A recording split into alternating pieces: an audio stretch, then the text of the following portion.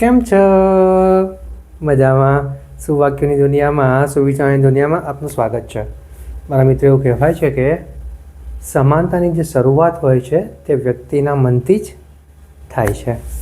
આવી જ કોઈ વાતને સુવિચાર તરીકે શ્રી એરિસ્ટોટલ સાહેબે ખૂબ સરસ રીતે લખ્યું છે.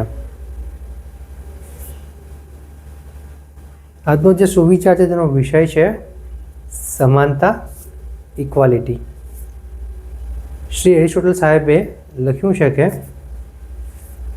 સમાન વ્યક્તિઓ સાથેના સમાન વર્તનમાં જ સમાનતાની શરૂઆત થાય છે. પણ મિત્રો, વાત ખૂબ જ સીધી છે, ખૂબ જ સરળ છે, એટલી જ મહત્ત્વની છે. અહીંયા જે વાત છે તે સમાનતાની છે, ઇક્વાલિટીની છે. સમાનતા શબ્દ આમ તો એટલો સરળ ને એટલો સીધો છે કે દરેક જણ તેની વાતો જરૂર કરે છે, પરંતુ જ્યારે અમલ કરવાનો વારો આવે ત્યારે પાછી પાની કરતા હોય છે.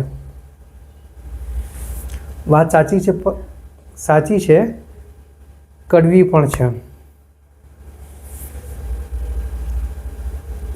મોટાભાગના લોકો જ્યારે બીજાની વાત હોય ત્યારે સમાનતાના ઝંડા લઈને ભાગતા હોય છે, દોડતા હોય છે. પણ જ્યારે પોતાને સમાનતાથી વર્તવાનું હોય ત્યારે તે દૂર ભાગે છે.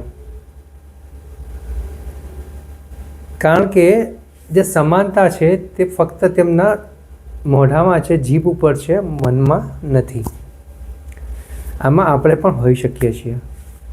જ્યાં વ્યક્તિને પોતાનો ફાયદો દેખાય છે ત્યાં તે પ્રેક્ટિકાલિટીના નામ ઉપર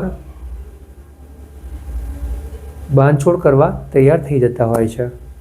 પછી તે સમાનતા ભલે મનમાં વિચારતા હોય, પરંતુ જ્યારે તેનો અમલ કરવાનો હોય અને લાગે કે આમાં આપણું નુકસાન થઈ રહ્યું છે, ત્યારે વ્યક્તિ તે સમાનતાને અસમાનતામાં ફેરવતા વાર નથી કરતો.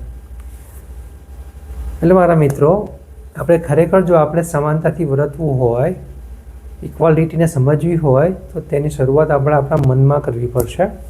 જો આપણું મન સમાનતા વિશે સમજશે, વિચારશે, તો ચોક્કસ જ આપણે સમાનતાને આપણા જીવનમાં લાવી શકીશું, ઉતારી શકીશું. માટે જ જો આપણે સમાનતાનો ગુણ શીખવો હોય, ઇક્વાલિટી વિશે સમજવું હોય, જાણવું હોય, તો આપણે તેના માટે આપણા મનને તૈયાર કરવું પડશે અને તે પ્રમાણે આકર કાર્ય કરવા પડશે. એટલા માટે જ અહીંયા શ્રી એરિસ્ટોટલ સાહેબે લખ્યું છે કે જ્યારે સમાન વ્યક્તિઓ સાથે સમાન વ્યવહાર કરે છે, સમાન રીતે વર્તે છે, ત્યારે જ સમાનતાની શરૂઆત થાય છે.